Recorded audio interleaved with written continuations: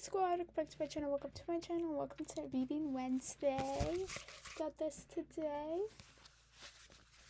So let's get started right away. I think today I'm able to do one chapter because then I gotta get some chores done and then I'll probably watch some TV and stuff. But yeah. But we should be good. And if I need to do like, instead of singing Thursday, I could do that too. But yeah. If you were one of the people who saw the 3 views we got for the singing the song, yeah, I did for some reason today at lunch I was getting ready to post it and I scheduled it to post, and then I could have canceled the post, but I didn't get home till after it already posted because for some weird reason my brain farted and I thought it was already Thursday. Because tomorrow we have field day, I must have just been so excited. Anyway, yeah, so if you saw it, that's actually not going to be the one you see tomorrow. Because unless it changes, you will see Daisies by Katy Perry tomorrow, a cover. And then don't forget to, I have currently 1 vote, and showing all my collections is winning for my last Monday video until after summer. And then I've actually decided to cancel out this vote for Friday because I had someone ask me to read a children's book instead. So I decided, yeah, for ASMR Friday. So sorry if y'all voted. But yeah, sorry. So we are on chapter 8. Joel! The angry voice came immediately after the slammed door. Joel, where are you? That was a bit much, but okay. Joel lay on his back in the middle of his bed, staring at the darkened light fixture. The shadow of the fixture stretched across the ceiling like an elastic gray spider and bent down the wall. When he had first lain down on the bed, the shadow had been a small blob, right next to the light. Joel, are you up there? Came his father's voice again. Joel shook his head slowly from side to side. No, he wasn't up here. He wasn't anywhere. Hadn't Mrs. Zabriskie told his father that? All afternoon, the telephone had rung at frequent intervals. Then the doorbell. Ding dong, knock knock, rattle rattle. First Bobby calling, obviously sent across the street by Mrs. Zabriskie. Then Mrs. Zabriskie herself. Joel! Tony! But the house key was in Joel's pocket and no one could get in except his parents when they got home from work. They had their own keys. Joel had lain there through the long afternoon and waiting for one of them to get home. He thought it would be his mother who would get there first, though. She usually did get home before his dad because she started work earlier in the morning. The papers for his route had been dropped on the front porch about 2 hours before. They had heard the thunk when they hit the concrete, but he hadn't been able to make himself get off the bed to do anything about them. I could be gone on my route when they came home, he had thought, but still hadn't moved. Joel!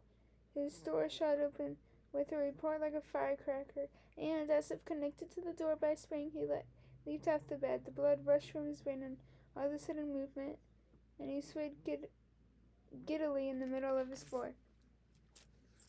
You are here. Mrs. Zabriskie thought you were. Joel didn't say anything. He studied a spot on the floor in front of his father's feet. What are you doing? Locking yourself in the house all day? What do you mean by this kind of behavior? Joel's gaze traveled to his father's belt buckle. His father was now looking around the room. Where's Tony? He asked. Mrs. Zabriskie said you boys spent the entire afternoon locked in the house. Tony's not here, Joel said. Where is he then?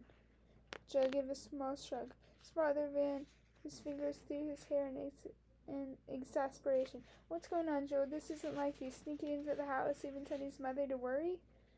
He took a step toward Joel, but Joel didn't flinch. He looked into his father's face, waiting for the blow that he was sure would come. Must come. His father never hit him, but he would now. I guess I fell asleep, he said. I didn't hear a thing. He spoke out of the deep calm that had taken It would have been sometime in the long afternoon. Besides, he added, it's my house. I could come here if I want to. Now. No, his father would hit him now. Joe's father quit tugging on his hair and dropped his hand. Of course it's your house, he said it quietly. We don't have permission to lock yourself in when Mrs. Zabrinsky is supposed to be looking after you. She wouldn't have even known you were here if Bobby hadn't caught a glimpse of you going through the door. Snoop, Joel said. What? His father asked. Ran into the basket again. Never mind. Well, where is Tony then? His mother will want to know. In the river, Joel thought. And Aladdin said, on the road to Starved Rock. His father tipped his head on one side. He looked skeptical. Alone? He asked. I came back. I said Starved Rock was too far, so I came back. Is this what he planned to say was in cherry? Bobby appeared in the door, his fist cocked on his hips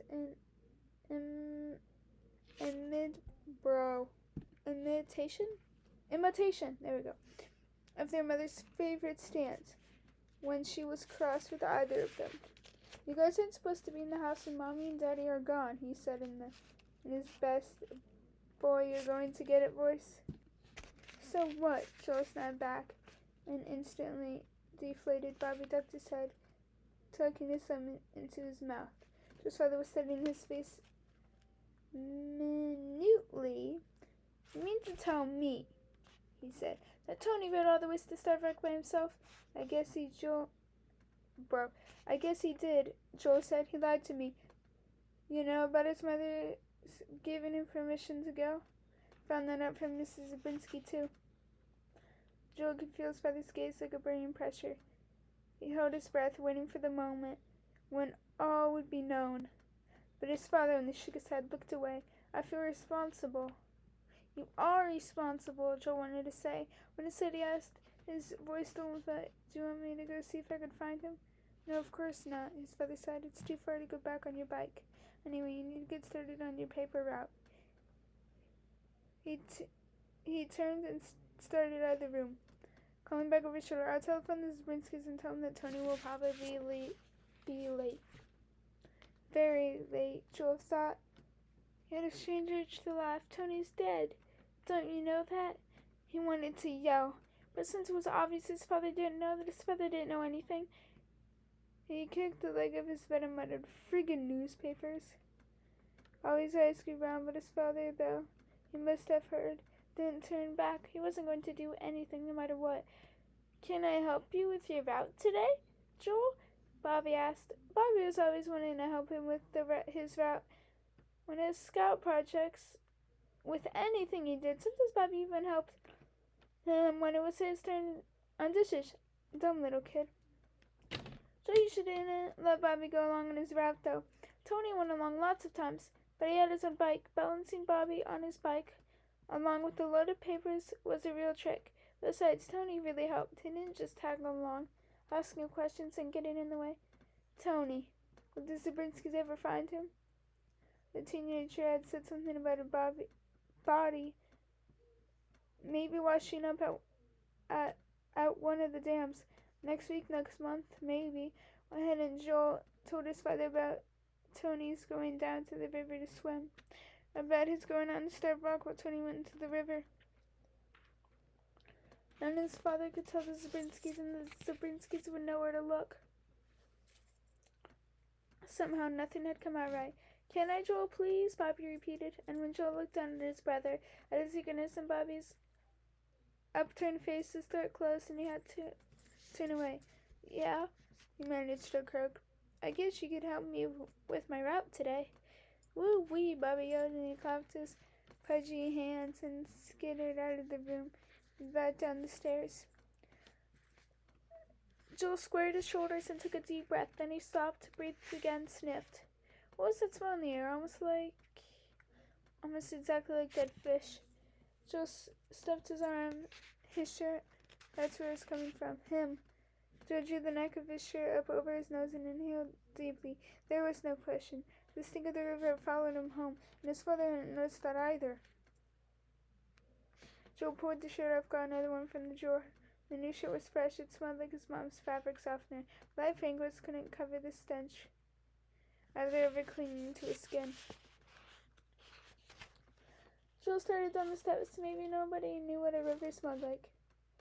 Bobby was holding the screen door open for their mother. Looking tired and a little bit frazzled, she set down the grocery bag she was carrying and came to the bottom of the stairs. She stood with her hands in arms exactly the way Bobby had when he was imitating her earlier. What on earth were you doing today, Joel? Well, maybe she didn't yell, but anyway. Miss Zabrinsky says you and Tony hid in the house all afternoon. Joel closed his eyes. It was going to start all over again. That was the problem with having two parents. You never heard anything only once. He drew in his breath, composed his face, and continued down the stairs. There was nothing he could do about the smell. Tony was in here, he said, and I wasn't hiding. I was laying down. Laying down? Joel's mother reached to feel his forehead. What's the matter? Are you sick? No, Joel answered, submitting to the cool hand pressed to his head. Just not feeling good for a little bit. What did you and Tony do today? His mother asked, his other hand circling the back of his head as though she could feel his temperature better by pressing with both hands. His eyes were on his face. Her eyes were on his face. Just rode our bikes. The musky river smell was so strong that it made his eyes burn. She had to smell it. There was no way she could miss it. How far did you go? Joel jerked free, ducking and coming up a few feet down the hall with his back to his mother. Not very far. Tony was going to ride out a steep rock. Dad said we could, but I didn't feel good, like I told you, so I came home. He couldn't tell what she was doing behind him as she was, and he didn't want to turn around to look. Starved rock, she repeated, but that's so far. Don't give us permission, he said. And then he amended. He said I could go. Well, Allied said, you'd better get busy with your art before people start calling. They'll be complaining about their papers being late. Joel felt his body go limp. His mother hadn't smelled the river. She hadn't even guessed he was lying. Relief swirled his brain. Curiosity mixed with anger. Didn't anyone around here pay attention to anything? He pushed out the screen door, letting it slam behind him hard. Okay, guys, chapter 9 will be next Wednesday. And then maybe I can just finish up and read all the chapters next week. Yeah. So, well, I would say I'll see y'all tomorrow, but it's a draft. I'm scheduling to post at like 3:15, so be aware. And yeah. That's pretty much it. So, you'll see me in the video tomorrow. And then for Friday, I'm going to be reading a children's book. I asked that person what their favorite children's book is, and I may have it. If I don't, I could, yeah. So if I don't have an answer by Friday, so if you're that person, please reply to that comment if you see it, and yeah, I'll just pick one out if I need to. So yeah, I'll see you guys later. Bye guys.